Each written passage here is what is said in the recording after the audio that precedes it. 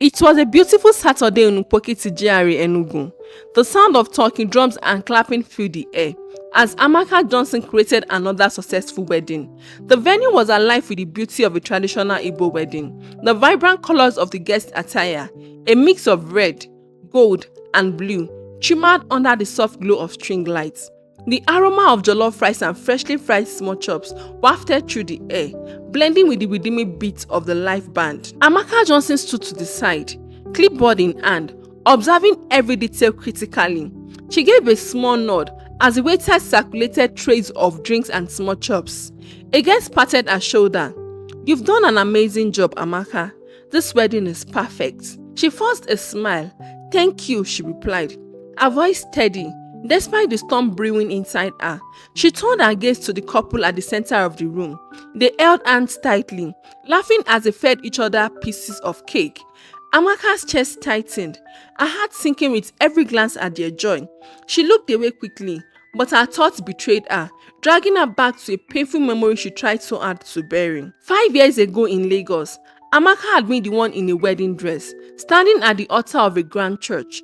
The pews were filled with excited guests, their chatter bursting in her ears. She smiled nervously, glancing at the large floral arrangements framing the altar. But as the minutes stretched into her heart raised and dread began to creep in. Her best friend, Nkechi, approached her hesitantly, holding her phone. She avoided Amaka's eye.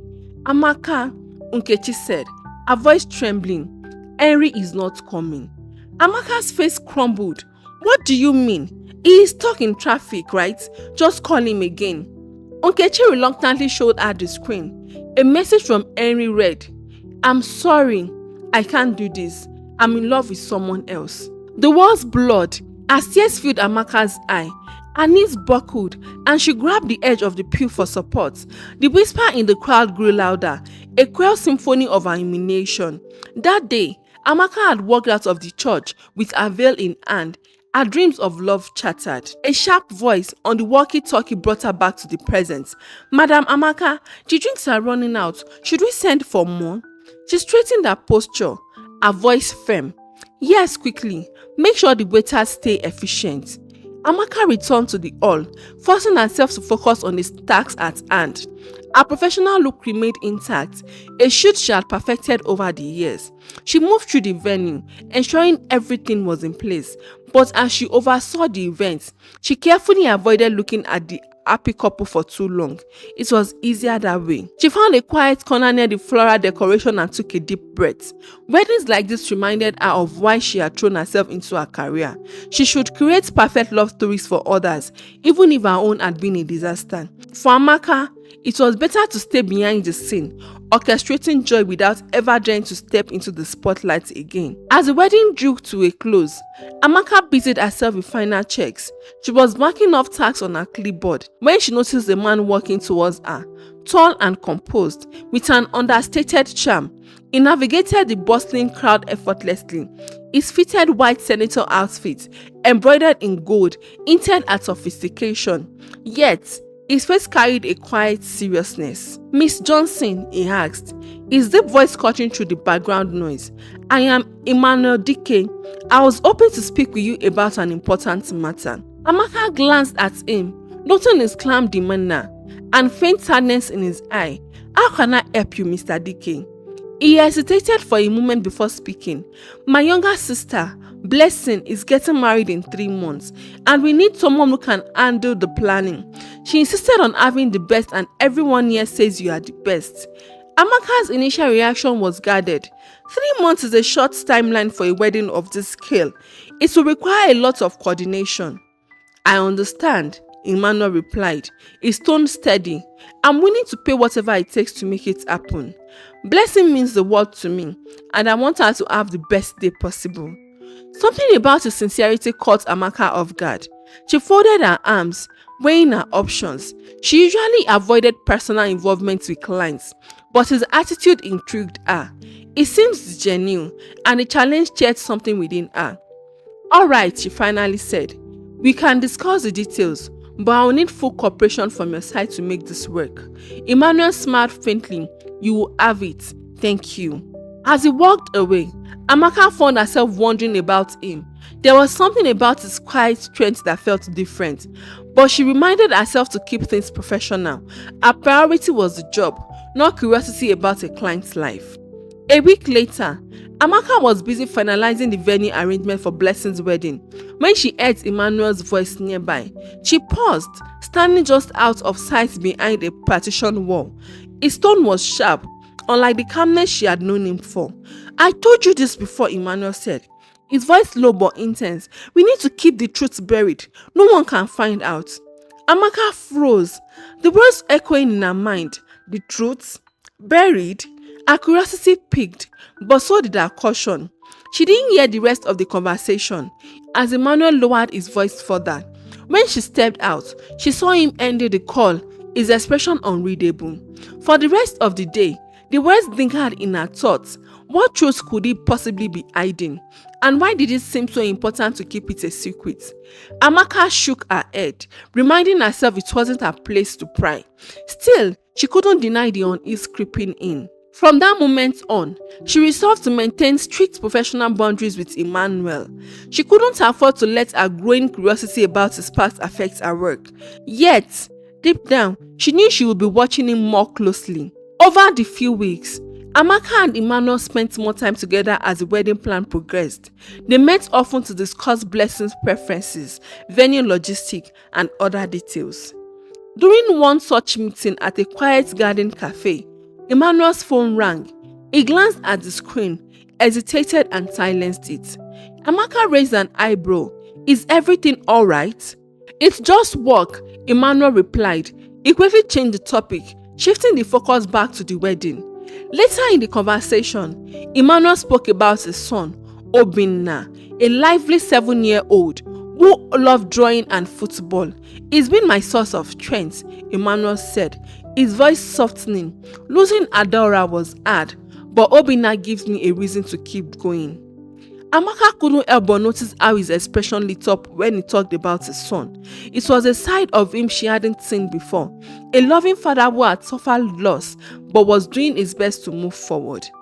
Despite her guarded nature, Amaka found herself sharing snippets of her own pain.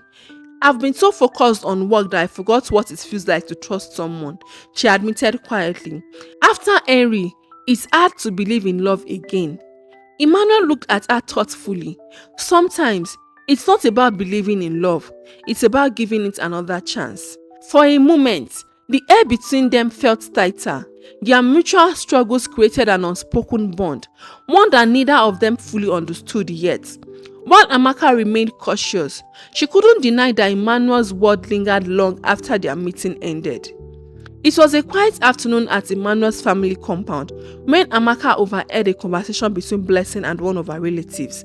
She had been passing by the garden when their voices caught her attention. "If only she knew about Emmanuel's past," Blessing whispered. "I don't know how he manages to hide it so well." Amaka stopped in her tracks, her heart pounding. What past? She stepped closer, straining to hear more, but the conversation shifted and Blessing's voice trailed off. The words lingered in Amaka's mind, fueling her growing doubts about Emmanuel. That evening, during their meeting to finalize catering details, she decided to confront him. "Emmanuel," she began cautiously, "I heard Blessing talking earlier. She mentioned something about your past. Is there something I should know?" Emmanuel's jaw tightened and he avoided her gaze. "My past is my business, Amaka. It has nothing to do with this wedding." His vague response only heightened her suspicion. "I'm not trying to pry," she said, choosing her words carefully. "But if there is something that could affect the plan, I need to know." "It won't affect anything," Emmanuel said firmly. "Let's leave it at that." The tension between them was palpable. Amaka nodded reluctantly, but couldn't shake the feeling that he was hiding something significant. Later that night, he sat alone in his study, a glass of whiskey untouched on the table before him. He rubbed his forehead, his face etched with worry. On the desk lay a photo of a smiling woman, Adaora, his late wife. Emmanuel picked it up, his expression softening with sorrow. "I'm sorry," he murmured, his voice barely audible. "I should have protected you better." The weight of his guilt kept him awake long into the night. the shadows of his past refusing to let him rest. The tension between Amaka and Emmanuel reached its breaking point a week later. Amaka had spent sleepless nights replaying snippets of their conversations and Blessing's whispered words. She needed answers, and Emmanuel owed her the truth. "Emmanuel, I can't walk like this anymore," she said, her voice steady but firm, as they met at the venue to inspect final details. "I need to know what's going on." Emmanuel sighed heavily, his shoulders slumping. "You are not going to let this go, are you?" "No, I won't," Amaka replied. "If I'm going to be part of this, I need the truth." Emmanuel nodded, as though finally surrendering to the weight of his secrets. "Fine, you deserve to know." He took a deep breath before beginning. "Adaora, my late wife, found out about a fraudulent deal my business was involved in. She wanted to expose it, but I couldn't let her. It would have ruined everything. My name, my reputation, my career. It would have all crumbled."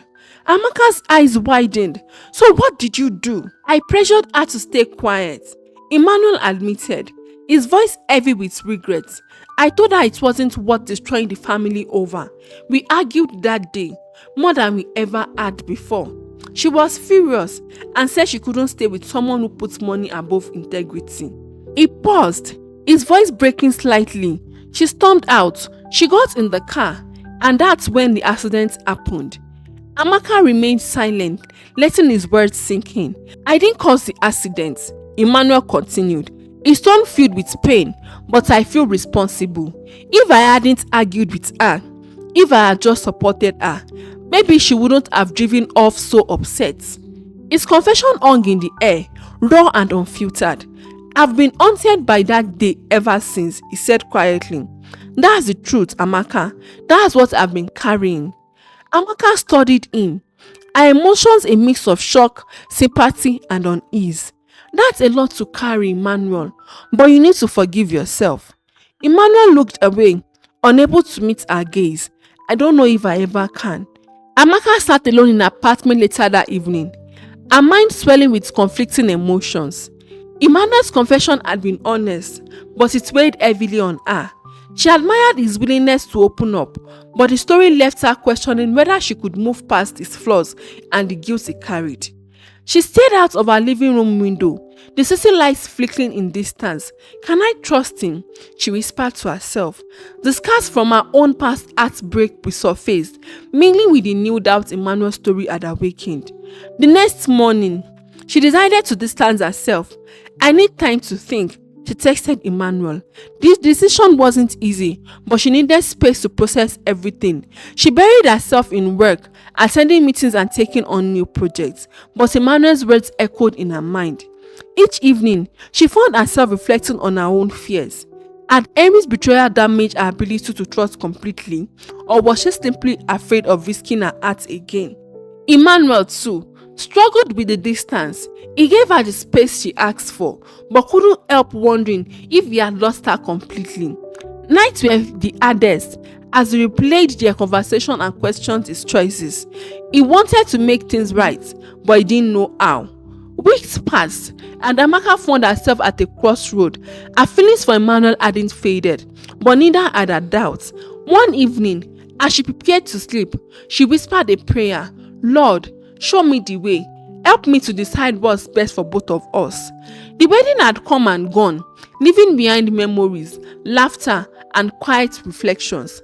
Amaka sat on the edge of now empty reception hall, watching as the cleaning crew packed away the decorations. Her heart felt heavy, yet light, a strange contradiction she hadn't yet sorted out. Emmanuel approached her, his step hesitant, yet deliberate. "Amaka," he said softly, his hand stuffed in his pocket. "Can we talk?" She nodded and gestured towards a quiet spot outside. They walked together under the evening sky, the cool Enugu breeze carrying the scent of distant flower. Amaka folded her hands, unsure how to start. "I owe you an apology," Emmanuel began, "for everything, for dragging you into my mess and expecting you to understand." Amaka shook her head. "You didn't drag me into anything, Emmanuel. I choose to be here, but your story, it's a lot to process." "I know," he admitted, his voice tinged with regret. "I've spent years running from my past, thinking I could carry it alone. Meeting you made me realize how much I've been holding back, not just from others, but from myself. They stopped walking, standing in the soft glow of street lamp. Emmanuel looked at her, his eyes filled with sincerity. I don't expect you to wait for me, but I hope that one day you'll say that I'm trying to be better. For the first time, she saw the vulnerability behind his strength. It scared her, but it also gave her a strange sense of clarity. Amaka's eyes softened as she looked up at him. You've shown me that love can be real, Emmanuel, but I've spent so much time running from my own pain. I need to find myself again before I can give my heart to anyone.